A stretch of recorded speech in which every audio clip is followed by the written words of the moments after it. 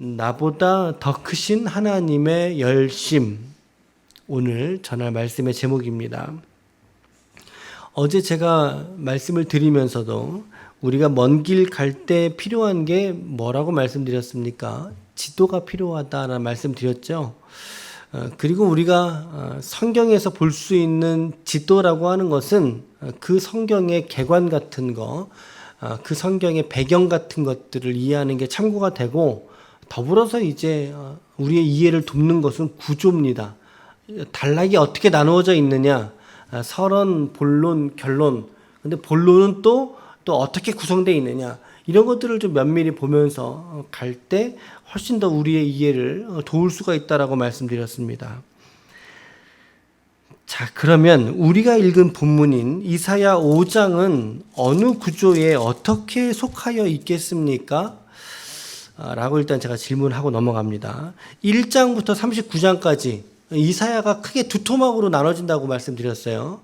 1장부터 39장까지 우리가 좀 편리하게 부르기 위해서 1 이사야라고 합시다. 편리하게. 1 이사야의 내용은 어떤 내용이에요? 심판과 경계에 대한 내용들이죠. 경고의 말씀들이죠. 심판 선언들의 말씀들의 모음이죠.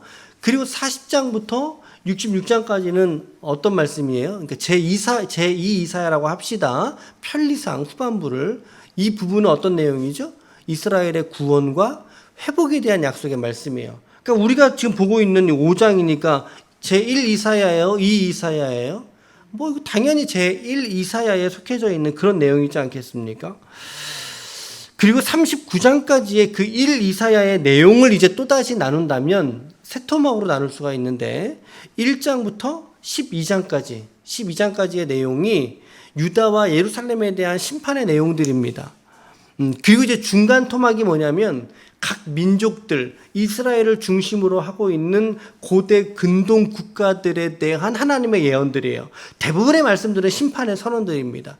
그들이 하나님 앞에 역시 패역하게 굼으로 말미암아 그들도 심판의 대상이 된다. 그걸 보니까 하나님은 어떤 분이시겠어요? 이스라엘만 심판하는 분이 아니라 그 시대 속의 열강인 바벨론, 두로, 모압, 그리고 애굽, 이런 나라들에 대한 심판자도 누구시다? 하나님이시구나 라는 걸 보게 하는 게 1 이사야의 중간 토막이에요. 그리고 또다시 1 이사야의 후반부는 유다와 예루살렘의 멸망으로 이야기를 하고 있습니다. 그러니까 제1 이사야는 전반부는 유다와 예루살렘의 예언, 몸통 중반부가 민족들에 대한 예언, 그리고 후반부가 또다시 유다와 예루살렘에 대한 예언으로 다시 회귀하고 있죠. 이렇게 다시 되돌아가는 구조를 가지고 있다라는 거예요. 자, 그러면 우리의 오늘 본문 5장이니까 어떤 자리에 있어요? 역시 심판을 말씀하고 있는, 유다와 예루살렘의 심판을 말씀하고 있는 내용이 있는데 1장부터 11장까지의 내용이 어제 말씀드리기를 네 토막으로 나눠진다 그랬죠. 어떻게 해요? 구원과 회복, 구원과 회복, 구원과 회복, 구원과 회복, 이렇게 네 번의 사이클이 돌면서 이제 말씀이 반복되고 있다라고 말씀을 드렸어요. 그러니까 당연히 그 중에서 우리가 5장 살펴보았던 본문의 내용은 그러므로 세 번째의 심판과 회복의 단락이 시작되는 바로 그 심판에 대한 내용들이 오늘 5장에 있는 본문의 내용들이라는 것입니다. 이렇게 위치를 우리가 좀 확인해 보고 넘어갔으면 좋겠다는 생각이 들었어요. 전반적인 내용은 이겁니다. 오늘 하나님이 포도원을 향한 노래를 부르시는 거죠. 그런데 하나님의 기대와는 다르게 그 하나님의 수고에도 불구하고 오늘 말씀해 보니까 들포도를 맺어버리는 이스라엘의 이 신실하지 못한 행위를 고발하는 그런 내용으로 구성되어져 있습니다. 1절부터 7절까지 여러분 성경책에 어떻게 기록되어 있습니까? 단락의 제목이? 저도 그렇게 되어 있어요. 포도원 노래 이렇게 되어 있어요. 하나님이 포도원에 열심을 내셨다라고 기록되어져 있는데 그럼에도 불구하고 포도원이었던 이스라엘과 유다는 어떤 포도를 맺게 됩니까? 들포도를 맺어버리는 이 어처구니 없는 결과를 맞이하게 되었다. 1절 보세요. 그 포도원이 어느 산에 있다고 말씀하고 있습니까? 기름진 산입니다. 기름진 산. 그러니까는 옥토라는 거죠. 삭막한 산이 아니라 옥토에 그 포도원이 위치해 있다. 그러니까 웬만한 씨앗이나 종자를 뿌리면은요, 원 종자보다 더 좋은 품질의 결실을 충분히 맺을 수 있는 조건을 전제하고 있는 내용입니다. 기름진 밭에 있다고 하니까. 심지어 2절 말씀해 보세요. 하나님이 어떻게 하셨죠? 땅을 파서 돌을 빼내었습니다. 돌을 이렇게 개간했다는 것입니다. 개간해서 좋은 옥토와 같은 환경을 만들어 놓은 다음에 포도를 심었는데 그 포도의 종자가 어떤 종자예요? 그렇죠. 극상품의 포도를 심었다고 말합니다. 극상품. 이거는 뭐 우리 그 포도 이렇게 사면은 박스에 찍잖아요. 거기에 뭐라고 찍힌 거예요? 특자가 찍힌 거예요. 특자가 찍힌 포도를 심은 거예요. 그리고 거기 망대, 이제 뭐 감시하는 거, 뭐 승냥이가 오는가, 또 뭐 늑대가 와서 이렇게 뭐 하는가, 해치는가, 그런 걸 세웠다고 하는 거죠. 그것들 관찰할 수 있는. 그리고 그 안에 결실할 포도를 담기 위해서 술틀을 뭐 했다고요? 파놓았다고 말합니다. 다시 술틀을 뭐 했다고요? 파놓았다는 거예요. 지난번에 여러분 기억나세요? 제가 기드온 설교할 때, 인물 설교할 때 술틀에 기드온이 숨었잖아요. 기억나시죠? 그럴 때 제가 그 술을 짜는 틀이 뭐라 그랬어요? 이렇게 나와 있는 조그만 어떤 구조에다가 넣고 짜는 틀이 아니라고 말씀드렸습니다. 땅을 팠지요. 땅을 팠지요. 그 내용을 생각해 보시면 오늘 말씀에 왜 술틀을 팠느냐라는 게 여러분들이 이해가 되셔야 되는 거예요. 이해가 되실 것 같아요. 제 생각에. 지금 하나님이 포도를 위해서 이렇게 일을 하고 계셨구나. 이거 그냥 몇 절을 읽어봐도 하나님의 수고로움을 우리는 충분히 볼 수 있는 내용입니다. 아주 좋은 기름진 산에 하나님이 개간을 해서 거기에 특상품의 종자를 뿌렸어요. 그러면 결과가 어떻게 나와야 돼요? 그렇죠. 정말 좋은 포도가 나와야 되는 게 맞잖아요. 그런데 오늘 말씀에 보니까 그 포도가 어떤 포도를 맺었다고요? 들포도를 맺었다라고 성경은 기록하고 있어요. 들포도를 맺었다. 들포도가 뭔지 아세요? 거칠고 상품 가치가 없는 야생의 포도를 들포도라 그러는데요. 그러니까 이제 뭐 들에 있는 포도처럼 막 자랐다 이런 뜻이겠죠. 야생성이 있는 그런 포도라는 거죠. 그러니까 여러분 그 포도가 뭐 씨알이 굵기나 하겠어요? 아니면 그게 맛이 있기나 하겠어요? 그렇지 않다는 거죠. 포도원의 농부의 수고가 전혀 반영되지 않은 그런 열매를 맺었으니까 이제 그 포도원의 주인 되었던 하나님이 그 주인이 그 포도밭을 어떻게 해야 될까요, 여러분? 다시 기경해야죠. 다시 새롭게 그 밭을 갈군다는 표현도 맞겠구나. 그 밭을 새롭게 다시 갈아야 되지 않겠습니까, 여러분? 왜냐하면 그 포도나무 그대로 두면 내년에도 똑같은 열매를 맺을 거라는 거죠. 그래서 하나님이 어떻게 하시겠다라고 말씀하고 있습니까? 5절 중반에서 6절인데 5절 중반 제가 볼게요. 내가 그 울타리를 걷어 먹힘을 당하게 하며, 혹시 여러분 성경책에는 먹힘이라는 단어 밑에 각주 달아서 다른 단어 되어 있는 거 없어요? 그렇죠. 불사함이라고 되어 있죠. 그러니까 울타리를 걷어버려가지고 그 나무들을 어디다가 어떻게 한다는 거예요? 불에 살라서 태워버린다는 뜻이에요. 더욱더 완전하게 그 존재를 소멸시켜버리겠다는 걸 말하는 거죠. 먹힘을 당하게 하며 그 담을 헐어서 짓밟히게 할 것이요. 6절 다 같이요. 내가 그것을 황폐하게 하리니 다시는 가지를 자름이나 북을 돋우지 못하여 찔레와 가시가 날 것이며 내가 또 구름에게 명하여 그 위에 비를 내리지 못하게 하리라. 자연적인 모든 방법을 총동원하셔서 하나님이 그 포도원을 멸절시키시겠다라는 의미예요. 포도원의 포도나무를 모두 이와 같이 새롭게 갈아엎으시겠다.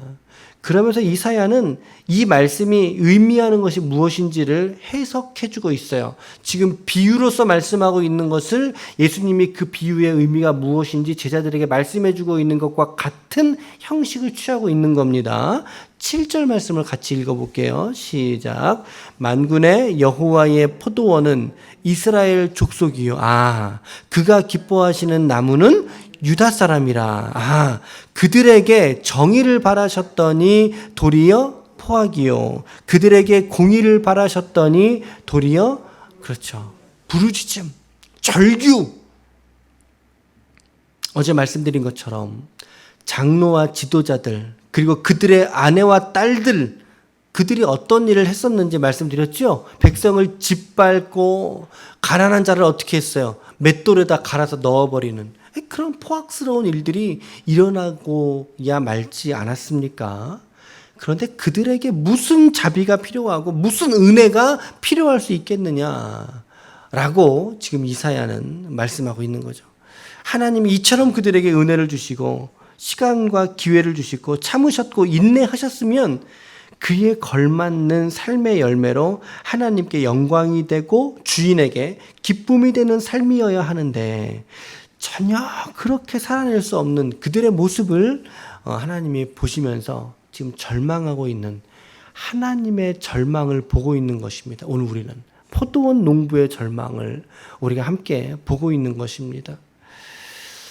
그들을 향하신 하나님의 심판의 모습이 아주 구체적으로 드러나게 되죠. 10절 보세요. 10절 같이 읽어볼게요. 열흘가리 포도원에 겨우 포도주 한 바트가 나겠고 한 호멜의 종자를 뿌려도 간신히 한 에바가 나리라 하시도다. 이제 부피 단위를 우리가 한번 생각해 보셔야 되는데요. 여러분 이렇게 생각하시면 돼요. 바트하고 에바는 같은 부피입니다. 같은 부피예요. 바트하고 에바는 약 지금 우리의 측량, 우리의 단위로 22리터 정도가 되는 부피를 의미하는 단위입니다. 22리터. 그리고 호멜은, 자, 여러분 성경책에 보니까, 제 성경책에 보니까, 한 에바가 나리라, 에바 밑에다가 단위를 했는데, 어떻게 되어 있습니까? 10에바는 1호멜임. 그렇게 되어 있죠? 그러니까는 1호멜은 그러니까는 에바 곱하기 몇이에요? 10이에요, 10. 그러니까 아까 에바가 몇 리터라 그랬어요? 22리터. 그러면 한 호멜은 몇 리터겠어요? 22리터 곱하기 10은? 자, 이거 대답할 사람 도화밖에 없다. 도화야, 22 곱하기 10은 뭐야? 그렇지. 정답이에요. 220리터예요. 여러분, 220리터. 자, 바트라고 하는 단어는요, 이 무게 단위는 밭이라고 하는 소녀라고 하는 단어에서 유래했다고 합니다. 소녀. 그러니까 소녀 한 명이, 여자 한 명이 들 수 있는 무게, 그게 22리터 정도가 된다는 거예요. 여러분들은 22리터 들 수 있어요?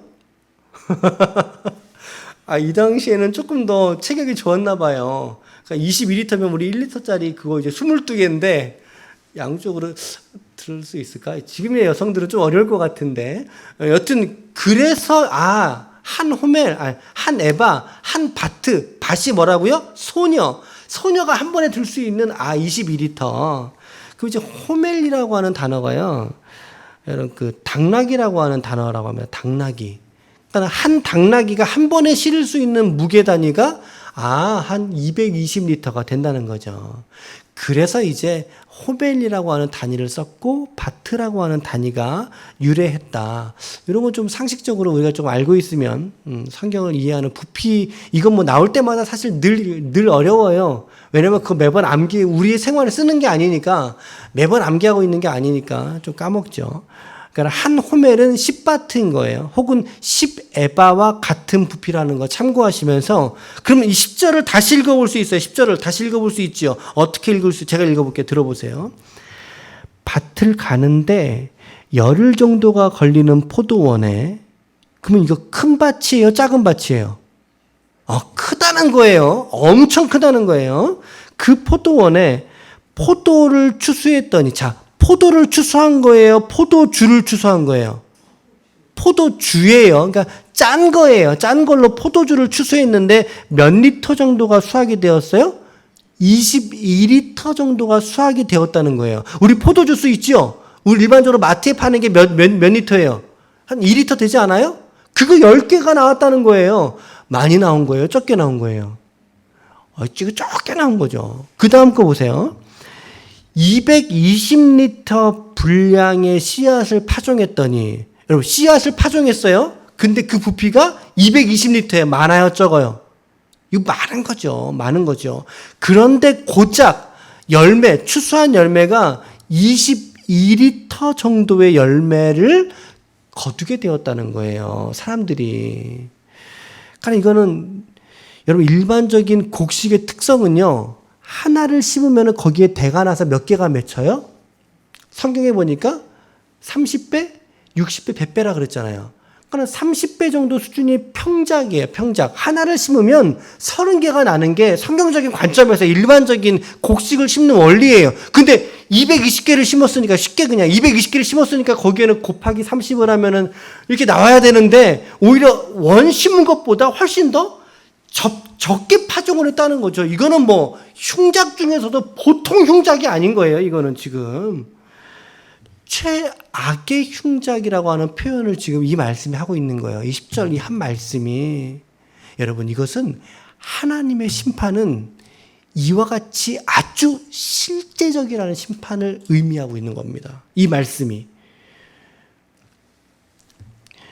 그럼에도 불구하고 이들은 아침부터 저녁까지 독주에 사로잡혀 있어요. 밤이 깊도록 포도주에 취해가지고 절제하지 못하고 규모가 없고 쾌락에 빠져버린, 도무지 12절 말씀 보시면 12절 하반절에 하나님의 일에는 어떠한 관심조차 없죠. 오직 자기 스스로의 무지에 빠져서 방탕한 길로 걸어가고 있는 이 사람들, 이거 도무지 이 사람들 어떻게 해야지 맞느냐는 거죠. 어떻게 해야 될까요? 이 사람들을 새롭게 시작해야죠. 그런데 그 시작이 아이러니하게도 심판에서 시작한다는 것입니다. 여러분, 하나님의 시작은 언제나 심판과 결부되어져 있어요. 성경의 시작은. 그러나 오늘 저와 여러분들은 하나님의 심판에서 시작된 사람들이 아니라 하나님의 은혜, 십자가에서 우리는 시작된 사람들인 줄로 믿습니다. 이 십자가의 은혜를 우리가 모른 척하지 마시길 바랍니다. 그렇죠? 우리가 하나만 오늘 생각해 봐요. 하나만.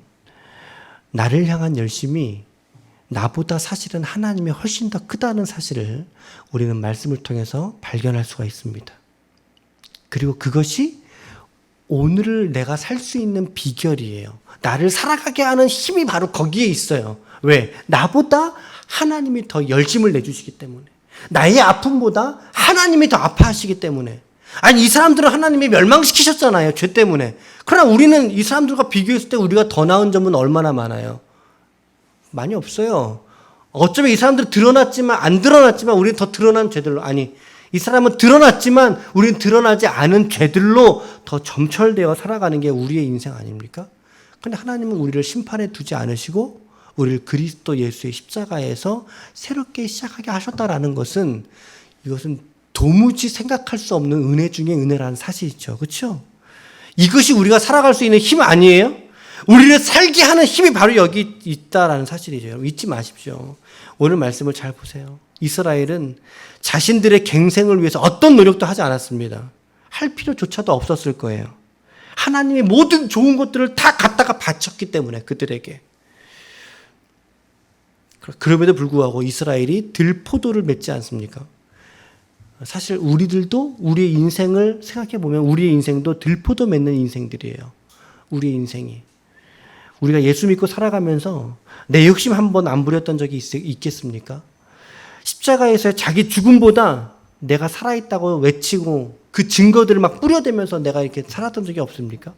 사람들에게 인정받고 평판에 좋은 평판 받으려고 살아가고, 과연 우리의 삶의 열매는 과연 좋은 포도입니까? 아니면 들포도입니까? 라고 하는 질문만 우리 가운데 한번 던져보시라는 거죠. 하나님 저의 삶이 여기 있습니다라고 우리가 주님께 좋은 포도나무의 열매로 주님께 드릴 수 있을까요?